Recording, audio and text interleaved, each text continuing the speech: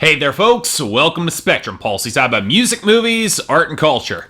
And today we're going to be talking about the newest album from Ghostface Killah called 12 Reasons to Die 2. Let's talk a little bit about sequels, specifically the sequels to concept albums, because especially in hip-hop, the album sequel is nothing all that special, and rarely has anything to do with the actual original piece. I mean, look at the Carter series by Lil Wayne. Do you honestly think that the Carter 1 has anything to do with the Carter 4? The concept albums are rare enough in hip-hop, but sequels to them are even rarer, and for the most part, not exactly an idea of which I'm all that fond of. After all, isn't the point behind a great concept album is that it's self-contained, managed to tell the entire story within the confines of the one record? Don't you kind of undercut some of the story's original punch with unnecessary sequels? And in this case, it makes a little less sense than usual. When Ghostface Killah set out to make his exploitation homage record 12 Reasons to Die, with Adrian Young handling all of the production, I was initially really intrigued, being a longtime fan of 70s exploitation flicks and of Ghostface Killah, a New York rapper who's dropped more than his fair share of outright classic hip-hop records with both the Wu-Tang Clan and on his own. Seriously, go back and re-listen to Supreme Clientele and Fish Scale. The man is seriously talented as a wordsmith and as a rapper, with the sort of versatility and real intensity you love to see. But more than that, Ghostface was a storyteller, and he had a knack for the hyper-stylized tales of crime and debauchery that add a lot of color to this sort of gangsta parable, where Ghostface is betrayed and killed as a crime boss before rising to slay his adversaries in increasingly gruesome and graphic fashion. And yet,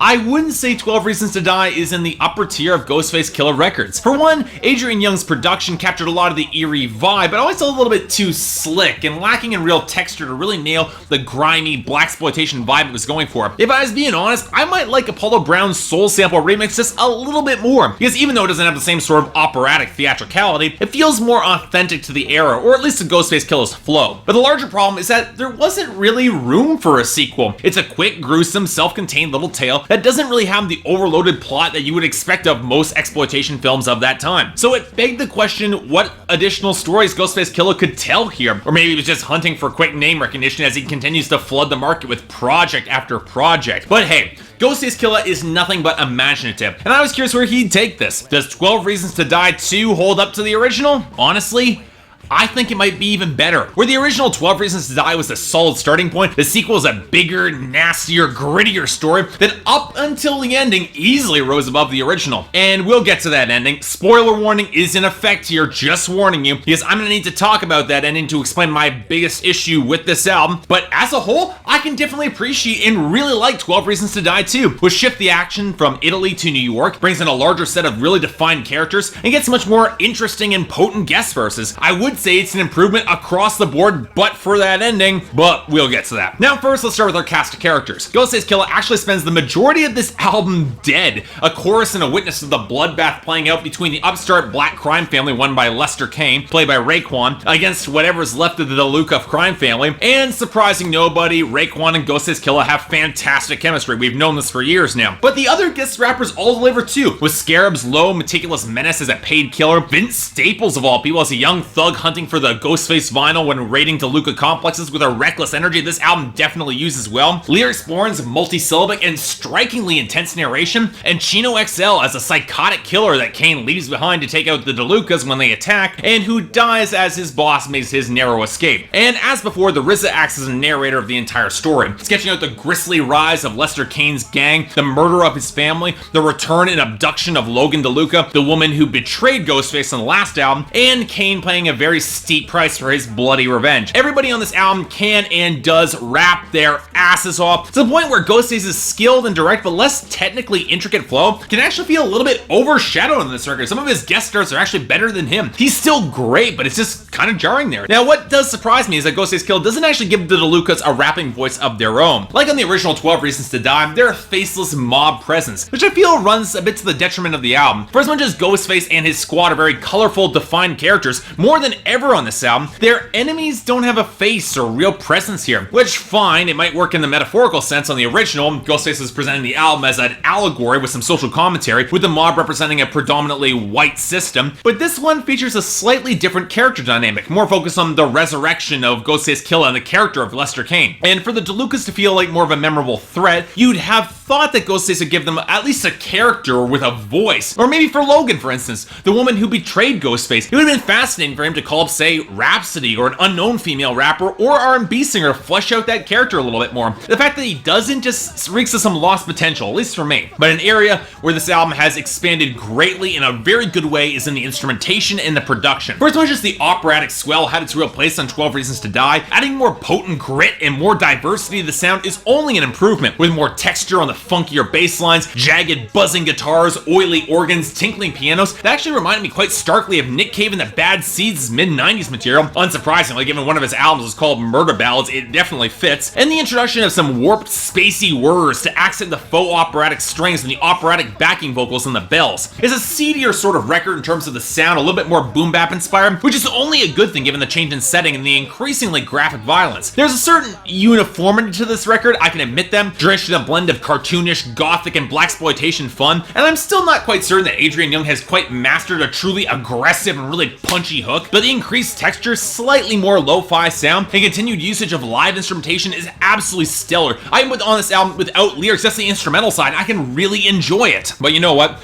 I've danced around this long enough. We need to talk about the plot, and we need to talk about that ending. It goes sort of like this. Lester Kane's family is murdered, that's Raekwon's character. He finds the possessed records of Ghostface Killah and abducts Logan and Ghostface's son, weathers to come back from the DeLucas, and then summons Ghostface to exact his bloody revenge, with the cost being to surrender his body to Ghostface once the bloody affair is completed. Okay, so far so good. It plays out in glorious, melodramatic fashion, but it completely owns it. It's awesome. And then comes the moment where Lester Kane kills himself to give Ghostface his body, and Ghostface hesitates. A fragment of his lost humanity make him wonder if it's worth it to give up his powers as Ghostface Killah to live as a regular human gangsta again. Okay, that's fine. It adds a little bit of complexity. I'm on board with this. Yet instead, he chooses to possess his son, kill Logan, and live again as a young man, after Lester Kane gave his life to give Ghostface a body already. See, that's the problem with narrative-driven concept records like this. You open yourself up to really big plot holes, and this one's glaring. So, okay, instead of possessing the body of a crime kingpin who gave his life for you, you possess your young son, who you could have raised as an heir, and then you kill Logan using his body. In other words, do exactly what you could have done if you just possessed Lester Kane and just done that same thing. The choice really bothers me here, because not only does it undercut the emotional dynamic of the previous song Resurrection Morning, where Ghostface wonders if he wants to rise above the gangsta life, which he clearly doesn't given he just went to go kill Logan anyways, but now Kane died for nothing. He didn't have to die here. It smacks of a return to formula, and it cuts out more interesting ideas. Why couldn't Ghostface have possessed Kane, took over the remnants of his criminal empire, adopted he and Logan's son, and potentially set up seeds for a conflict on the inevitable third album, 12 Reasons to Die 3, given over, say, Ghostface killing the kid's mother in front of him? Because unless Ghostface now uses the possessed child to infiltrate the DeLuca family from within, it just feels like a wasted opportunity. It feels like he's just setting himself back to square one. There's been no real development here. In other words, 12 Reasons to Die 2